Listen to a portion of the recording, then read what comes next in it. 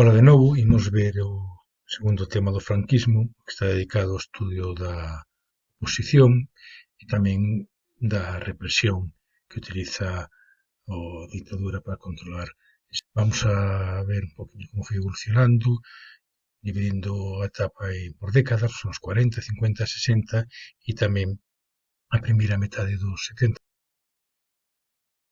Bueno, como xa vimos no tema anterior, a represión vai ser unha constante da dictadura, vai ser máis intensa durante os anos 40 e de novo vai cobrar gran intensidade a finais da dictadura. Isto está en relación con que tamén a inicios dos anos 40 e a finais dos anos 60, inicios dos 70, a oposición tamén vai ser maior.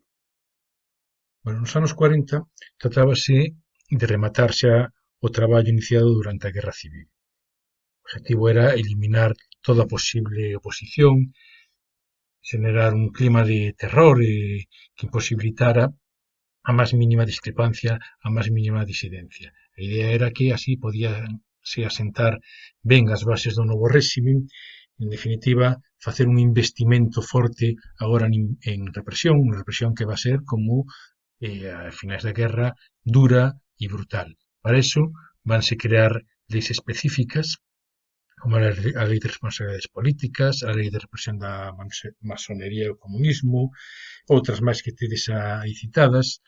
Os delitos de oposición van a estar sometidos á xurisdicción militar, é dicir, os xuíces que van a xulgar aos detidos e acusados de delitos políticos van a ser xuíces militares e, por lo tanto, sometidos moitas veces a xuicios sumarísimos con unhas penas e unhas sancións extremadamente duras. Todo este investimento en represión tan forte nos anos 40 vai ter o seu éxito, a súa eficacia, e de feito nos anos 50 a oposición vai estar moi debilitada, con pouca capacidade de actuación no interior. Aínda así, vamos a ver que hai algunhas accións por parte desta oposición, pero non comparables nin as dos anos 40 nin as que se van producir nos anos 60. Nos anos 60 recrudécese e aumenta a oposición e ao tempo, en paralelo, aumenta tamén de novo a represión.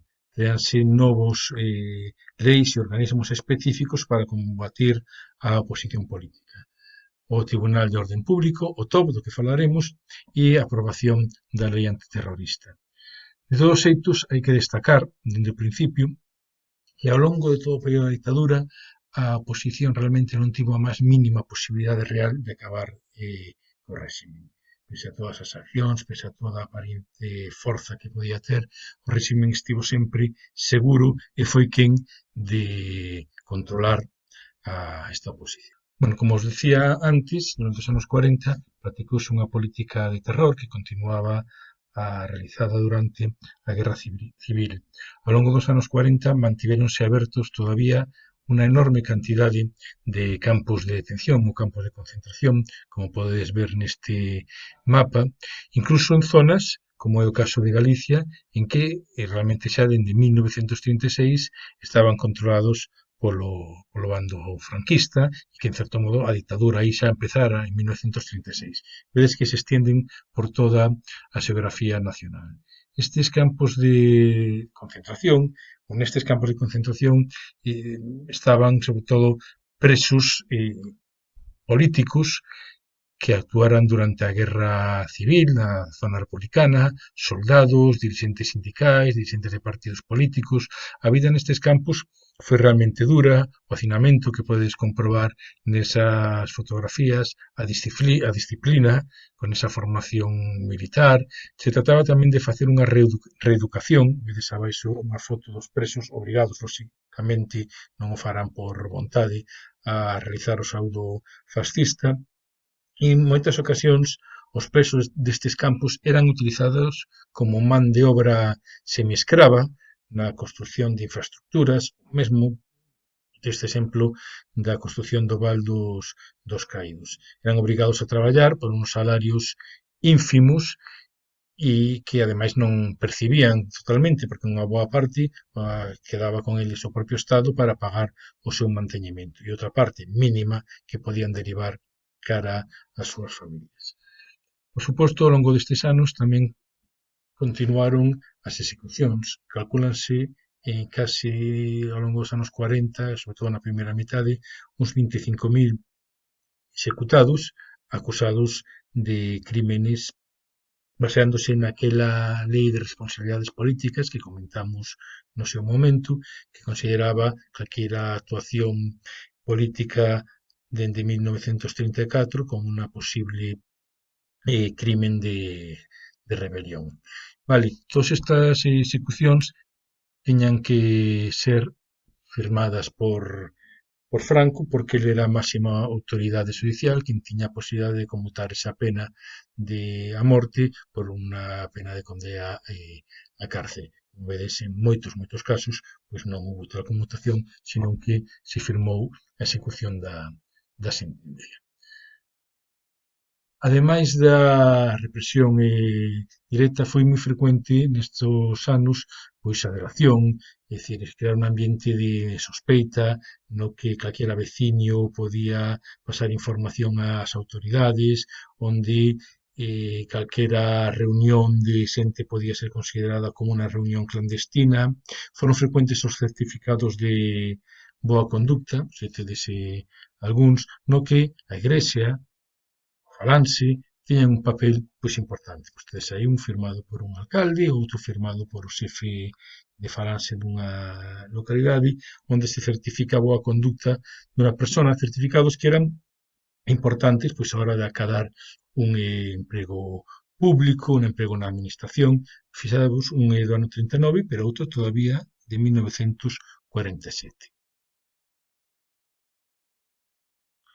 A censura tamén vai contribuir pois a ese control da sociedade, que é o que busca a fin de contas a represión, unha censura que se vai estender a todos os campos da vida cultural, non só a información periodística, onde é evidente que non se pode publicar ningunha noticia sen o consentimento das autoridades, pero a todos os ámbitos da literatura, vedes aí, ainda que son moi posteriores, todavía do ano 66, imaginadevos nos anos 40, entón, pois, como se algúns fragmentos da obra de Lorca, de Federico García Lorca, van a ser censurados, ou que na radio non se poden emitir determinados programas, ou no cine a censura foi intensa, sobre todo en todo o que atinxe a temas da muller e de sexualidade, pois vedes aí como se retocaban incluso os fotogramas porque se consideraban inmorais ou pouco adecuados. Pese a todo este esforzo, nos anos 40 vai a xurdir unha oposición. E a característica da oposición nos anos 40 vai ser a oposición armada, a guerrilla.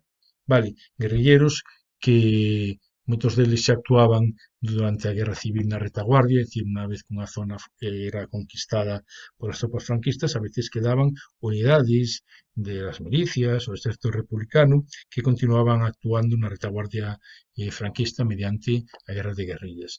E en moitos casos formadas tamén por persoas que unha vez rematada a guerra, por medo á represión, por medo a ser encarcelados, fusilados, metidos nun campo de concentración, fuxían, escapaban ao monte, o caso galego dos fusidos, así se coñecía, e acababan formando unidades guerrilleras que van a loitar contra a ditadura. Esta guerrilla tivo sobre todo incidencia en zonas rurais, en zonas afastadas, montañosas e en algunhas zonas urbanas, como é o caso de Barcelona. Bueno, pois neste mapa tedes algunhas das áreas de actuación dos diferentes agrupacións guerrilleras ao longo dos anos 40. E como vos podedes fixar, pois en Galicia tiveron unha incidencia importante. Este outro mapa, pois vedes en máis detalle a incidencia das zonas onde houve actuacións guerrilleras en Galicia ao longo dos anos 40. O auxe da guerrilla foi, sobre todo, entre 1944 e 1948. En principio pode resultar curioso que non fora xusto rematar a guerra no 39, 40, 41, senón uns anos un pouco máis tarde. Bueno, en principio, pode chamar a atención porque pensaríamos que o momento máis intenso da loita guerrillera sería xusto nada máis rematar a guerra. Por que entra no 44 e no 48? Ten que ver un poquinho tamén cos circunstancias internacionais. Nese momento, a partir do ano 44, a victoria aliada na Segunda Guerra Mundial está xa clara e os aliados se liberan Francia e isto supón, por un lado, unha especie de impulso moral, pensar que van a continuar en España, é dicir, que se cae o réximen alemán e se remata a guerra, as potencias aliadas non van deixar que sobreviva un Estado que fora durante a guerra amigo e en algún momento aliado dos alemáns. E por outro lado tamén hai unha cuestión máis práctica. En Francia, durante a Segunda Guerra Mundial, moitos españois actuaron no maquis, na guerrilla francesa.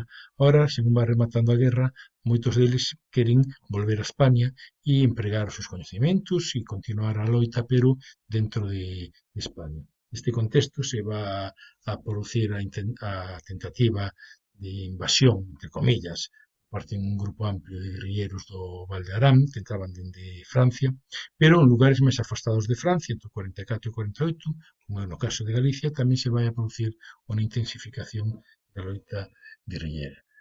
Xa vos no ano 47, pois serán quen todavía de publicar un periódico, vale, un boletín, con noticias da guerrilla, e aí vedes fotos de algúns guerrilleiros ou de un persoa así se convirtió en algo mítico como é o Foucedes.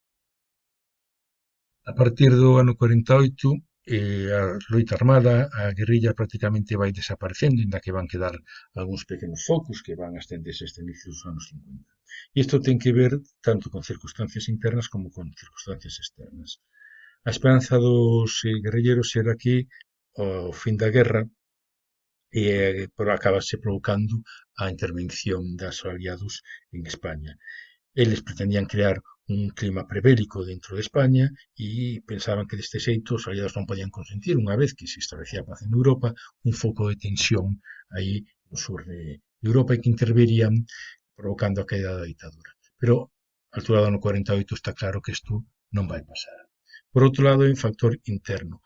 A represión e a efectividade do franquismo na loita contra a guerrilla vai deixar a moitos cansos, hai moitas baixas, o apoio por parte da poboación está se reducindo, a efectividade ese medo generado pola represión é cada vez maior e ante estas circunstancias a maior parte das agrupacións guerrilleras deciden abandonar a loita. A partir dese momento lles quedará a estes guerrilleros unha vida difícil, porque moitos van a tentar volver a Francia ou marchar para Francia, onde nunca estiveran, cual va a ser complicado, e outros sobrevivir como podan na clandestinidade dentro de España.